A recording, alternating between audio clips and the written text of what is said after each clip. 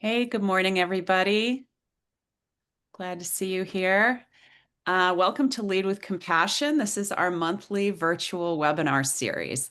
My name is Valerie Lance Geffro, and I'm the Director of Communication Education at the Sanford Institute's Center for Compassionate Communication.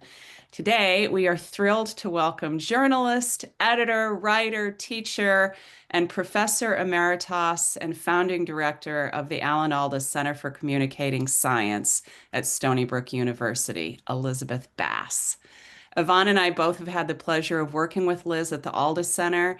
And since we've been asked often, actually, to provide content on writing letters to the editor and op-eds, we knew immediately that Liz was the perfect person to share these tools.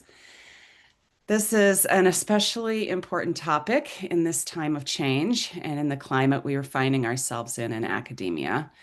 Sometimes I can venture to say that we might feel helpless to combat the waves of misinformation and not feeling heard. Welcome, everyone. I'm Yvonne Kaplan-Liss. I direct the Center for Compassionate Communication. Welcome to our webinar series. I like to call myself a recovering journalist, and as a physician, I saw firsthand the importance of communicating effectively to all audiences, not just our colleagues and patients. I often say my journalism skills were some of the most important communication skills I use as a physician. Liz does a great job of not only teaching us about how to approach op-eds and letters to the editor, but the skills she's focusing on today are important in all types of communication. So we hope you can take the broader communication lessons drawn from journalism that Liz will focus on today because they apply to more than writing. Speaking of writing op-eds and letters to the editor, we are part of a university system. And in the event that you're mentioning your affiliation with the university in your writing, there are policies in place to share this writing first with your department's communication lead and get a thumbs up before you send it to the editor. And I'm mentioning this because this may also be true outside of academia in business or not-for-profits. So please take these skills and follow your organization's protocol so your voice and expertise can be shared. For those of you who are watching this live, please feel free to ask questions and participate in the chat so this can be interactive and helpful to you.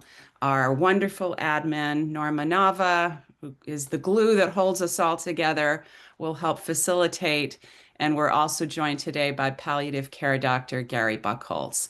Okay, Liz, I'm going to toss this over to you. Thank you for being here to share this important content. Oh, thank you very much, Val and Yvonne. I'm really so thrilled to be here. And thank you to everyone who registered, whether you're watching in person now, live, or later. In the interest of knowing your audience, which we always tell people to do, I did Google many of you. So I know you're a very wide-ranging group, ranging from students to very senior physicians, administrators at all levels, artists in doing many creative things, and also some professional communications people for whom some of this will be old hat, but you may have important things to add in the chat, and I hope you will. So I am going to try to share my slides and get started. Okay, great. That worked, right? Yes. So my objectives in this are pretty simple. Hold on. How can I advance this? I'm sorry, I'm having that's basically talking about why you should be doing this, why you should write letters to the editor and op-edits, how to write these pieces that will have impact and get published, because without getting published, no impact, and how and where to submit your writing, very practical information. So before we get started, I did want to do a very brief poll about what brought you here today, what you're hoping to get out of this. So basically, these are the questions. Do you plan to write a letter to the editor or op-edit soon? Do you have something in mind? Do you think you might want to write one in the future? Do you want to encourage others to write them? Maybe students or other colleagues. Is there some other reason? And I would say that if you know you have a plan to write soon and you know what you are intending to write about, put that into the comments too, because who knows, maybe we can do something in the future that'll address it more directly. So I will just wait for a few minutes while we fill out this poll. Well, actually, a few seconds, I guess, is more like it. And Norma will let us know when people have voted.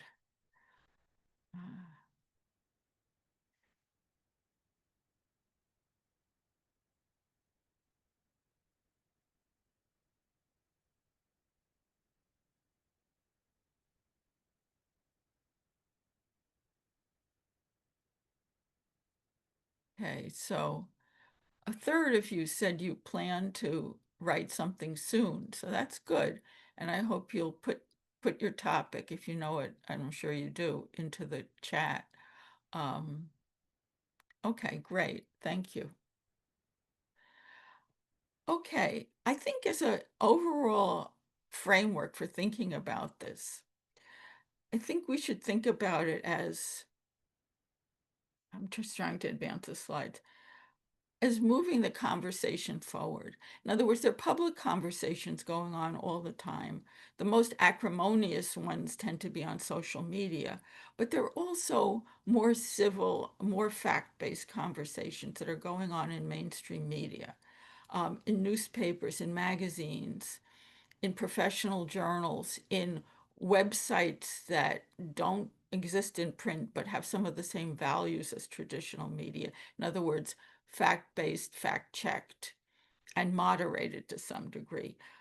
These, although they're sometimes looked on as old-fashioned, they are particularly impactful, I think, with public officials and others in power, and they are a more controlled way of getting your voice out without becoming a target. The other thing about them is that even though the mainstream media has been in decline in terms of circulation numbers, it's still really big compared to other ways of reaching people. So that, for instance, the New York Times, which is kind of the apex of getting a letter to the editor, or especially an op-ed it published, the New York Times has a print circulation of 600,000 and an online circulation of 11 million people. The Washington Post has 100,000 print, 2.5 million online.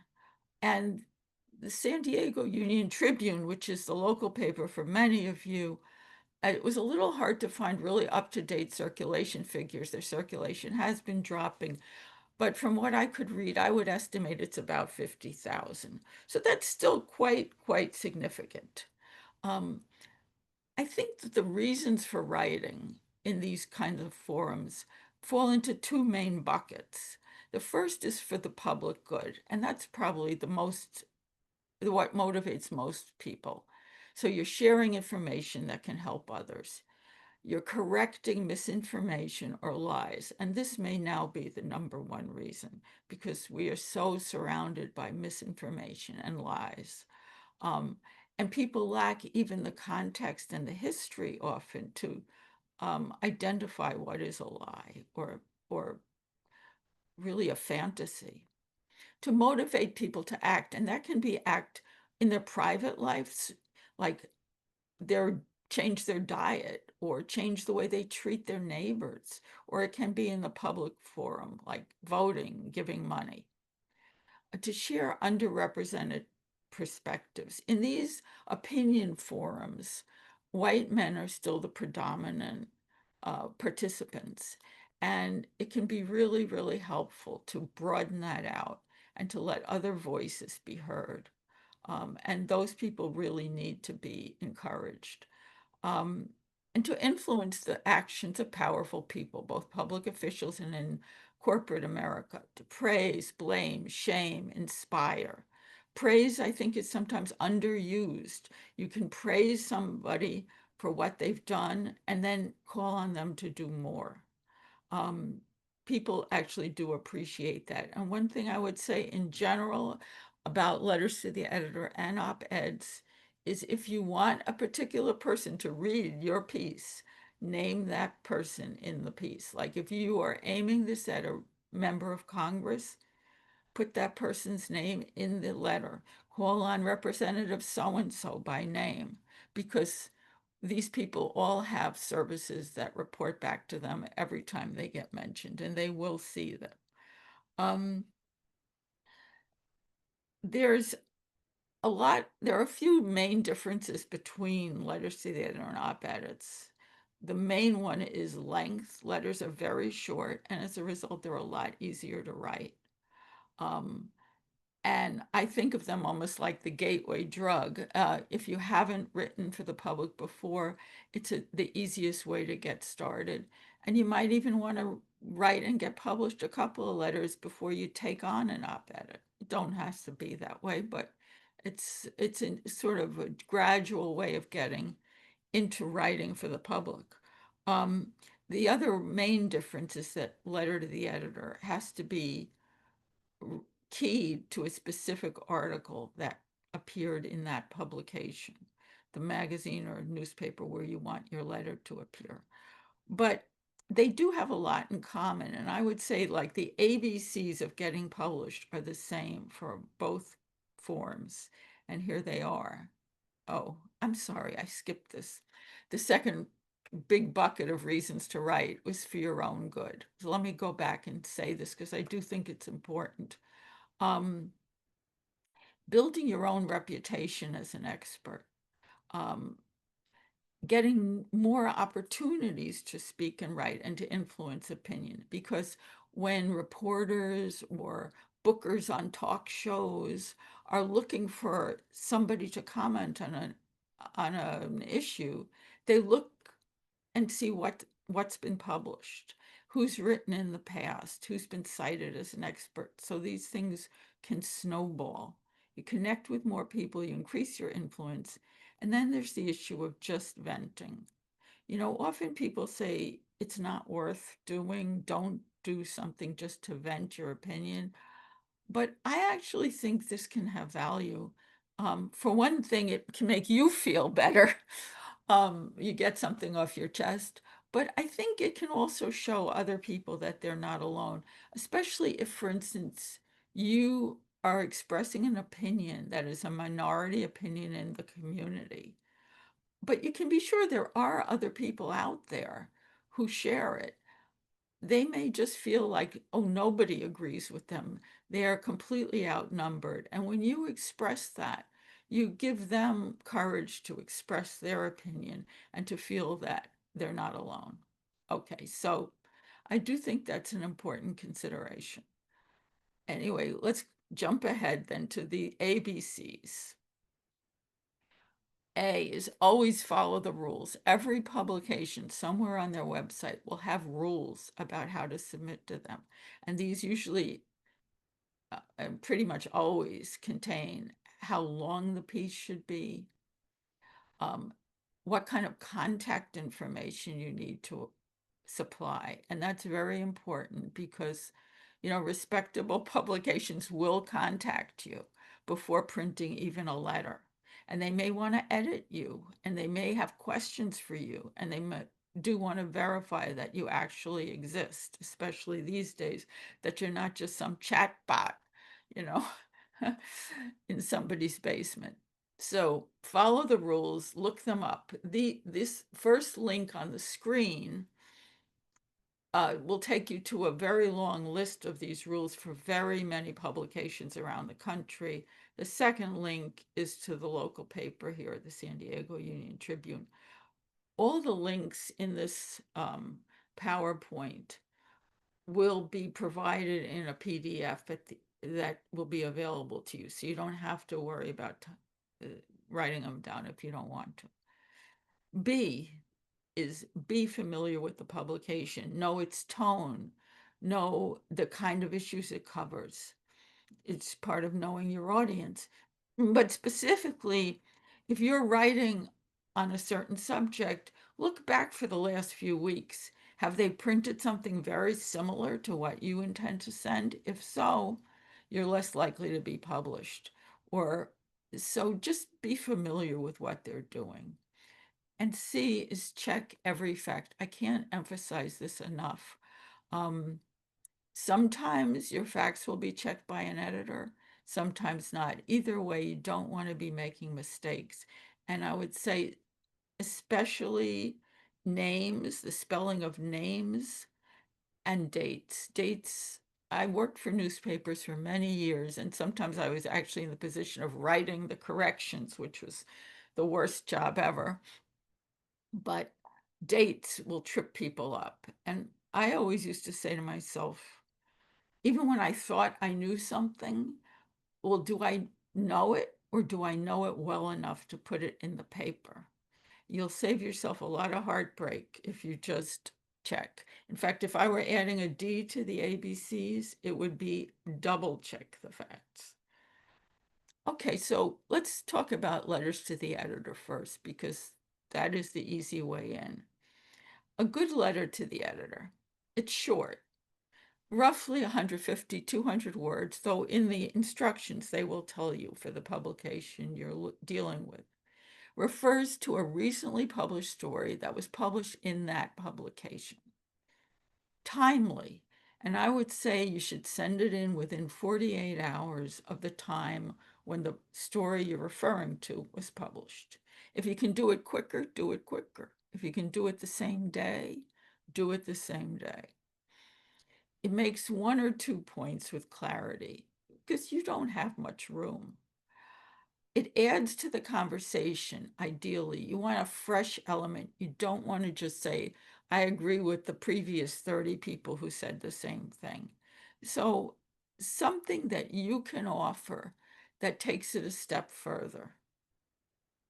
It includes a call to action, and that could be actually doing something like vote for so-and-so, but it could also be more like think about something in a different way, or asking people to feel something that they may not have felt, or just to consider something.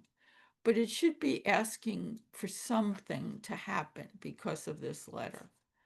And ideally, in its language, in the way it's written, it's witty, it's eloquent, it's memorable for some reason. It has a great figure of speech. It has a striking quote from a famous person. It is surprising. Surprising things are memorable. Another thing that's not on this list, but that can be very important, is it often helps to make it local, especially if you're submitting it to a local publication as opposed to a national one. Even if you want to talk about a broad national issue, look for a way to talk about the local impact or how that national issue is playing out locally. It will make your letter have more impact and is more likely to get printed. The other thing is if your credentials, in other words, your personal experience is very important to the point you're making, try to get that in. As Val mentioned, if you're with UCSD and you want to name that UCSD as, I'm a professor at UCSD, you need to run it by the communication lead. So let's just look at a simple template for a letter. Okay, it starts with citing the recent story that has previously appeared in this publication, and then you link it to the main point. There's easy ways of doing that. So-and-so said this in the previous story, but I think that. So-and-so said this, but they forgot to mention that. So-and-so said this, and even more than that, here's this other thing. So-and-so said this, but that raised another question in my mind. Or that reminds me of something that happened 10 years ago and how that thing 10 years ago played out. I don't want to see that play out again now. So you take the story you're citing as a jumping off point to make the point that you want to make. Next, you expand in some way on that very simple point you raised. You back it up maybe with a fact or an example, or even a metaphor backing it up. A metaphor, a figure of speech may not back it up in terms of facts, but it can back it up in terms of emotional impact. And again, because this is very short, the requirements for factual backup are less than with an op-ed. If you can, say why you care, your personal connection. Then a quick recap of your main point and a call to action. You sign it in the way that the instructions told you to sign it. It's almost always with your name, location, contact information. The contact information will not be printed. It's just for the editors to use to get in touch with you. If you have a title you want to use, make sure you include it. If you have a credential that doesn't fit into the letter itself, but you want to provide it, do. For instance, you're the author of a book, and you give the title of the book. You can write that under your name in italics. They might not print it, but you offer it. It doesn't hurt to tell the editors this. Because one of the things you can do if you want to keep communicating with your local publication is actually think of this as building a relationship with editors at that publication. You write a letter, it's a good letter, it's factual, it's well written. Then, in a few weeks, you write another one. And then maybe you submit an op-ed. Maybe they even ask you to submit an op-ed. That's the ideal because sometimes that does happen. All right, so citing a recent story, people sometimes have questions about that. Here are two quick ways to do it with examples. The first is from the local paper here in San Diego, and it's just saying and then you give the title of the article and the date it ran, and a colon. Why did Atkins run for governor quickly fizzle? And then you start your letter. Or you can just write it in without the in a more conversational way. And that's the second example, which is from the Washington Post. The October 13th article, an age-old fear grows more common, I'm going to die alone, highlighted the problem of medical decision-making for critically ill patients. And then this person goes on to talk about that in some detail. As I recall, I think the writer of that was a longtime nurse in ICU who had a lot of personal experience. One thing about writing to a letter to the editor I really want to emphasize is how easy it is. And I'd like to tell you about my experience when I taught communicating science at Stony Brook University. We gave a short course, like 5 sessions in writing for the public. This was basically for PhD students in the sciences and mostly the hard physical sciences. And the last session was on letters to the editor. So I would give a little introduction, much as I'm giving to you now. And then I would bring in to that session copies of newspaper stories from that day or the day before that I thought would resonate with my students because I knew my students. And they would sort themselves into 2s and 3s, pick a story they wanted to deal with, and write a letter to the editor right then and there. And they had 40 minutes to write that letter. 40 minutes, we would put those letters up on the screen, talk about them, critique them. The class would end, and I would encourage these students to revise the letters if need be and send them in. We had a lot of letters published. This is 40 minutes and a little more time for revising. And I want to show you one of those on the next couple of slides. And this was a letter that was printed in the New York Times. It was the Times science section, so it's a little bit easier to get in. But still pretty hard, and I'm going to read it to you. And it is about 130 words. This was from 2014, so you'll see it reads a little dated now, but it was timely at the time. Okay.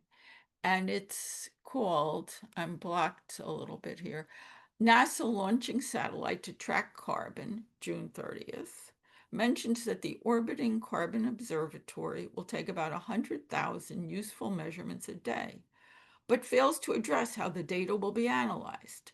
So there is the cites the story, and they have the link, the but fails to address, to get them to the point that they want to make.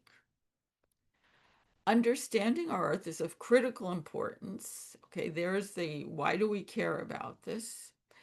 And the unwavering support from the Obama administration is undoubtedly invaluable.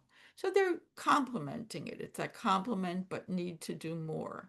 And by naming the Obama administration, makes it more likely that somebody in the Obama administration is going to see this letter because it's going to be clipped and it'll be in their media packet. However, are we fully prepared to engage the torrential flow of data from such satellites? It's a question. They're going to sort of answer it, but questions can be very useful in letters because they allow you to imply things without having to take a lot of time to fully explore them because you don't have a lot of space. The letter continues. A whole field of data science is emerging to help process and organize huge and complicated, I'm blocked here, data like those produced from this new satellite. However, even as private companies are creating new jobs for such expertise, U.S. universities are not yet prepared to produce people with such skills. Now, that's a statement that is not really backed up in this letter. They do not provide a study, a fact, a statistic to show that, yet they took the letter and they published it. So ideally, that would be backed up. Now, you might say, because the writers were graduate students in universities in fields that could be expected to use big data sets, they were assumed to know that this was true, or at least be given some credibility for it. But anyway, the point is they made this flat statement and it was accepted. Therefore, in addition to funding rocket science, the Obama administration should encourage research and funding of data science to get the most out of the massive amounts of data that such multi-dollar space missions would produce. There's the call to action. It has a nice little turn of phrase of funding rocket science, because rocket science is kind of like a funny phrase, a jokey phrase. And it's signed. One of these students was in physics and one was in planetary geology, which they originally told the Times, but they didn't print it. And so there it is. And that was delightful for them. So I'm really telling you this to just emphasize how easy this can be. And as a result, I want to encourage you to do this. I'm making a one-time offer, which is that if you write a letter to the editor and send it to me by the end of the day tomorrow, that's Friday, November 7th, for the first 5 letters I get, I will get back to you with comments by noon on Monday, and you can submit your letter. And, if I get 6, I'll probably go for 6. But I would really encourage you to do it, in part just to show yourself how easy this is to do. The most time-consuming part will be finding the article that you want to respond to, the article that allows you to make the point that you want to make. Okay, so now let's talk about op-edits and how they're different, how you can handle them. They go by many names. Op-eds and op-edits is a little bit of jargon, actually. We say don't use jargon, but often now they're called guest essays, commentary, opinion. Some publications will have special names for them, like Our Readers speak, or, you know, I could, that's that kind of thing, our readers speak. But they're easy to identify. They're opinion columns that are written by people who are not employed by the publication. So they're longer. Typically, I would say 600 to 800 words, but sometimes can go significantly longer depending on the publication. They're timely, but they're not tethered to an individual article. In this case, expertise and credentials count strongly. Especially in the bigger publications, maybe not so much locally, but for a publication like the Times, very important.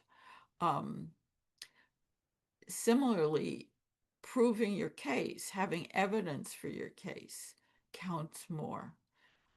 Making a strong case for or against something with backup, facts, statistics, etc. There's another kind of op-ed that you can write, and that I'm saying honor, remember, inspire. That is not quite so argumentative. For instance, if there's someone in your field who you admire, usually this is somebody who's already deceased, but who's not that well known to the public, you could write an appreciation of that person's life, drawing the lessons that we should take from it today. For instance, if that person stood up, was a profile in courage in some way and made a difference, did something difficult, was underappreciated, but had an impact, you can draw lessons from it today, for today, and both honor that person and inspire action. So that's a kind of different kind of op-ed, but can be very valuable.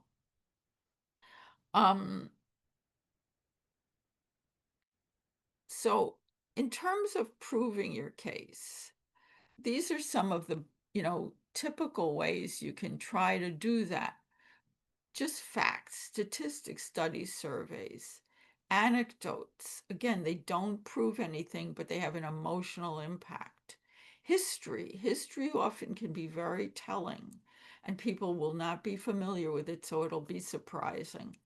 In other words, history either repeating itself or you're trying not to have it repeat yourself. Your experience and expertise. You need to write this into the op-ed if you have strong experience and expertise. Quoting other authorities, or other opinions about what's important. And, there's certain people who are almost universally respected and known by the general public. I put Jane Goodall there just as an example. She happens to be my flavor of the week. But, other people who really carry weight in people's minds. Nelson Mandela would be another one that comes to mind. And finally, and this is a common tactic in making an argument, which is you raise and you refute the other side. And that's sometimes called to be sure. Like, to be sure, this will cost a lot of money, but it's worth it for the following 3 reasons. Or to be sure, there are risks to what I propose, but here's why we should do it anyway. So you want to, in a sense, defang the arguments of the other side. Show you understand them, you've taken them into consideration, but you think your arguments outweigh them. So the op-ed should answer these 2 questions, why now and why you? So for the why now, you do want it to be timely. If you're writing about an issue that's everywhere in the news, then it's obviously timely. But sometimes you're not. And then you want to find a peg. Now, that's a term that journalists use a lot. A peg, something, you hang something. What can you hang it on that's timely? Well, one thing might be an anniversary. 50 years ago, the Supreme Court ruled X, and today that's being undercut in the following 3 ways. or something that you know is coming up, like the Nobel Prizes. The Nobel Prizes often could provide a peg. Somebody wins for some biomedical, discovery, and you take that as a jumping off point to talk about, assuming you know this, that they got federal funding and the impact of federal funding. Or maybe you make a point that the Nobel is just like the tip of the iceberg in a sense. There are all these other discoveries that made it possible for this final discovery that won the Nobel Prize to be made. Everybody's standing on somebody else's work, and how much federal support went into all that underlying work. So you're looking for a peg. Sometimes it could be a pop culture event, again, that somehow relates to the point you want to make. A new book that's published, the Super Bowl, something big that people will recognize. And then there's the why you question. Your expertise and experience as a professional is the number one way of answering that why you. Now, let's say you may have a lot of information and you may be very smart, but you don't have like a book credential. For instance, maybe you're very young, you're not a professor, you haven't written a book, whatever the reason, or you're in a field that doesn't really give academic credentials, like an artist. Some people advise there to apply what's sometimes called the 80-20 rule, which is then if 80% of your op-ed is new information and 20% opinion, then your expertise becomes less important because in effect you've substituted with information. So this is, when I say new information, it may not be that new to people in your field, but be new to the general public. And you would put different pieces of information together in a way that produces a new understanding that you're sharing with the public. So you're really giving them something of value, which is, putting together and interpreting facts that are new to them. And then there are certain issues, especially local issues, where you can use your wider expertise and experience. I mean, not just as a professional, but kind of your multi-dimensional life as a human being. So that, you're a family member. Maybe you're the daughter of a father who is experiencing dementia and how you're coping with that. You're a resident of a neighborhood where it floods every spring. That kind of thing where you're talking about your own experience and then you're broadening it to apply to other people, and you're including facts about it and a call to action, but your primary expertise is personal. And in the handout the PDF that we'll be giving of resources is an example of that. It was an op-ed that actually appeared in Teen Vogue, and it was written by a sophomore at Brown University who came from a very low income background. And it was about what it's like to be a low person from a low income background going to an Ivy League school. And again, it broadened it out, but that was her expertise. She was an expert at being a low income person in an Ivy League school, and it made for a very effective op-ed. So another thing you can do that helps make your op-ed printable is a fresh approach to a topic that many people may have written about. Often this is finding a local angle on a broad issue, so that if this is about the denial of SNAP benefits that we're currently seeing, it's like, what does that mean in San Diego? Or what does that mean in one San Diego neighborhood or in one San Diego supermarket where you actually do reporting? You go to that supermarket and you talk to people, both the workers and the customers. So you're, in a sense, acting partly as a reporter. Similarly with stats, maybe stats don't exist, maybe you can actually generate those stats in a very simple way. I'm not talking about complicated statistical calculation, but for instance, let's say your point is you feel that this publication, your professional journal, has underrepresentation in terms of authorship by women. Not enough women are being published. Well, you go back for a couple of years and you just add it up. How many women are published? How many men? Or maybe you add up the last year and then you look 5 years earlier and you look 10 years earlier and you figure out, have the numbers gone up? Have they gone down? Have they stayed the same? You generate data that you can then use. And obviously you want to be accurate, but it can be pretty simple like that. Or you find a very different perspective. The best example I could come up with this is a column that is actually kind of famous in the journalism world. And that is Jimmy Breslin's Gravedigger column, which that link is also will also be in the sheet we're giving out. And Jimmy Breslin was a very well-known at one point New York City columnist, and he also wrote novels.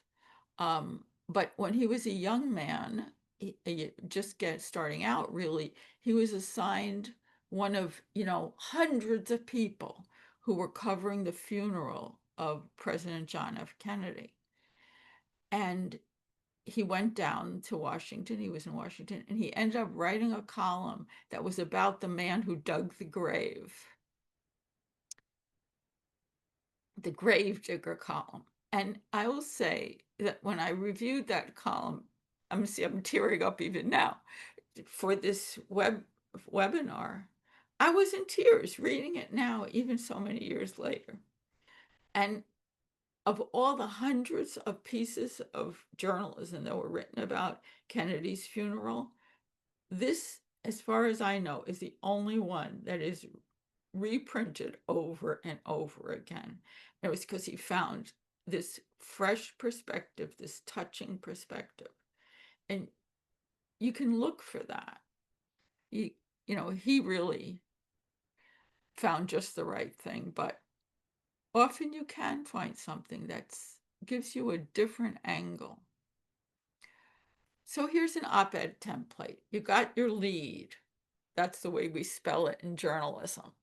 Your lead, your main point, or it could be a dramatic hook. You've got a little more space here so you can write a little more dramatically. Maybe it's an anecdote. Maybe it is a piece of history, very quickly dramatic, if it's dramatic. Maybe it's some surprising fact, something that grabs the reader. You want to have make it clear what the stakes are. Why does this matter? So what?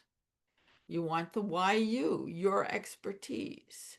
You want 2 or 3 points making your argument, and you want supporting evidence for every one of those points. So it's point, evidence, point, evidence, point, evidence, like a little string of pearls. You don't want to start with all kind of background and context. You want to weave that in as you go. If there are links, like your evidence is studies that have been done, put the links into the op-ed before you submit it. They're going to want it. The editor's going to want it and make it easy for them to check your facts, actually. You want that opposition thing where you kiss off the opposition, so to speak, the to be sure. You want to recap and have the call to action. And, often if you do have a dramatic or anecdotal lead, you might at the end sort of return to your lead. It makes for a kind of rounded, satisfying ending. Like maybe if it's a person who you've talked to in the lead, you go back and you revisit that person. How did they resolve their dilemma? Or if it's a little bit of history where you haven't given the outcome, you wait to the end to give the outcome. One thing when you're writing something that's 800 words or 1,000 words for the public is you want to really stay aware with every sentence that the reader is choosing to read to the next sentence. And the reader can choose to not read the next sentence. So you want to give them a reason each time, each sentence leads to the next, raises something interesting, piques their curiosity, ideally, so they will read on, because this is not like going to be assigned reading that they have to do for school. After you write, be a bit of a self-editor, set it aside for a day or two, then reread it, because with the op-ed you're not under quite the same kind of time pressure. Read it aloud. Often that makes it clear what's kind of ridiculous or just hard to understand. Get feedback. And this is just friends, anybody. People like the people who are going to be reading your article if it's published. Ask them to be really specific. What was confusing? What was interesting? What was surprising? Was there a word they just didn't like? Was there, you know, really, really specific and granular? That doesn't mean you're going to change it, but you might want to change it. You at least be aware of it. If there's anything confusing or boring in particular, it's worth changing. And then finally, you can let a skilled person edit it. This is not cheating. You know, some of the best writers in America get edited, and often, you know, pretty heavily. It's kind of part of the what's expected in journalism. Um, so make your voice vivid. And that means avoiding jargon, acronyms, unless it's FBI or NASA, weasel words, by which I mean, like, I think that it's likely. Everything in this piece is going to be what you think. You don't have to say, I think, or in my opinion. Use strong verbs, specific verbs when you can. Avoid, and by strong and specific, I mean verbs that don't need a lot of modification. So that, for instance, rather than say he spoke loudly, you could say he cried out, he yelled, he hollered, he screamed, whatever he did. Each has a slightly different meaning, but better than he spoke loudly. He shouted. These are just more attention grabbing words. The active, not the passive voice. They did this, not this was done. Striking images and metaphors if you can come up with it. And allow yourself to have a voice. It needs to be consonant with the tone of the publication to some degree, but you know, if you want to be and can be witty, informal, even snarky, depending on what you're writing about, or poetic or passionate or elevated, the number one thing is do not sound like ChatGPT. Do not use ChatGPT. You don't want to be bland. Just try to be, to some extent, be yourself. People do, I think, recognize that. And it gives your more energy to what you write. So I'm almost done, and I'm just going to give you a couple of examples of vivid writing. These are all from the New York Times, from a book review. I admire intermezzo almost without reservation. I fell into it like a goose down comforter after a 15-mile hike in the sleet. Something that's so comfortable and warm. And he came up with that, a goose down comforter after a 15-mile hike. Or a science article, African wild dogs dangle from an outlying twig on the dog family tree, having separated from other canids some 6 million years ago. That's just a nice little metaphor. We always talk about family trees, they dangle from an outlying twig. The last one is from a letter to the editor, which is presidents come and go, but the faces on our dollars are like chips of Mount Rushmore that you carry in your pocket. Now, I included this last one, the letter, which was from 2016. And that was when it was announced how times change. It was announced that the Treasury Department was going to put Harriet Tubman on the $20 bill, her picture, rather than Andrew Jackson. You might have noticed that did not happen. But anyway, that letter was written by me.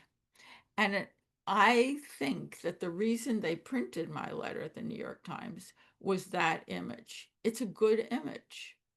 And one good image can get you in the paper. So I'm going to show you the letter that came from. That letter was 122 words, very short. And I'm going to read it. The decision to put Harriet Tubman on the $20 bill, and then I cite the story, $20 billing, Tubman is in, Jackson is out, front page, April 21st, brought tears to my eyes. Now that's tears to my eyes is a cliche, and we're always told not to use cliches.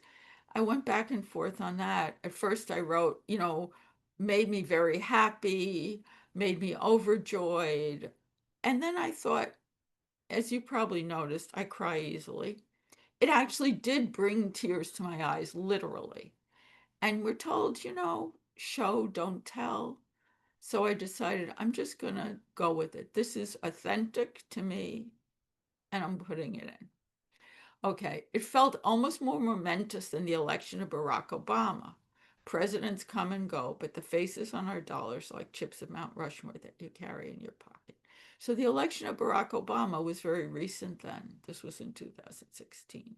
And I think one reason this was a good image is that currency has this monumental quality, and it does last almost forever, but it's also very intimate. The carry in your pocket, it's something we handle every day, we look at every day. It's very close to us. So then I tried to add a fresh element. Yet I wonder, is it a coincidence that women and African Americans will make it onto our bills just as paper money is heading for the trash bin of history? Already it is being replaced by cards, chips, and smartphone swipes. So this was 2016. I was ahead of the curve on this. Just kidding. Anyway, so speed it up, Treasury. I want my Tubmans while they still function as real currency and not just an overdue honor. So that's the call to action. And it's written in a sort of casual way. I put that out there because, there's no it's just my opinion, really. But I think the reason they ran it, and it was the first letter in a whole long list of letters they ran on this subject, so it was the prominent one. I think it's because of that one metaphor. So I do want to just encourage you again to give this a try and repeat the offer. Send me your letters by the end of the day tomorrow. I would really, really like to see them. Okay. Um, That was awesome, Liz. Thank you so oh, much. no. So I don't know where the chat is. I haven't been looking at Yeah, it. I can throw some of these questions over to you. Um, One of them was about what do we do about time when, there's a timeliness to writing a letter to the editor. I'm just going to Sure. read this question, and I don't know if any of us have an answer to this, but if you have an answer, I'm going to use it and apply it to a whole bunch of things beyond this Okay. question. Okay, so here's the question. In order to be timely in responding to stories with a letter to the editor, one needs to have read it the day it comes out. But many of us don't have time or emotional bandwidth to read the news each day. Any suggestions for how to stay up to date on particular issues without being overwhelmed? Oh, that is a good question. Yeah. Uh, um, I'm not sure. I'm also a person who's really cut back on my newspaper. I was a real news junkie, and mostly for my sanity, I'm not reading as much as I once did. But I mean, there are digests. There are some, you know, issue specific groups that sometimes digest the news. Like it's hard to say off the top of my head because I don't know which you are, but there, organizations that sometimes do that. But I would say that if you pretty much know what you want to be writing about, you just go into that local paper or where your target paper and search, like once a week, go in and search that topic and see what's been printed in the last week. And you don't actually have to read every article, look at the headline, look at the first paragraph, see if I think that's probably the most time-friendly way of doing it. But I Yeah. do sympathize with that question a lot. Yeah. I think we all do. It's a pretty universal question. Um, Yeah, one person put in the chat that Google alerts are helpful for keeping up to date on news topics. that's So true. That's that might true. be a way of, Yeah, thank you, absolutely. Jenny, for putting that in the chat. And then I just want to review one more time this idea about affiliations and how you state those. If we're not explicitly stating our affiliation as UCSD faculty, but instead are saying that we're a physician from San Diego, do we need to run it by university comms?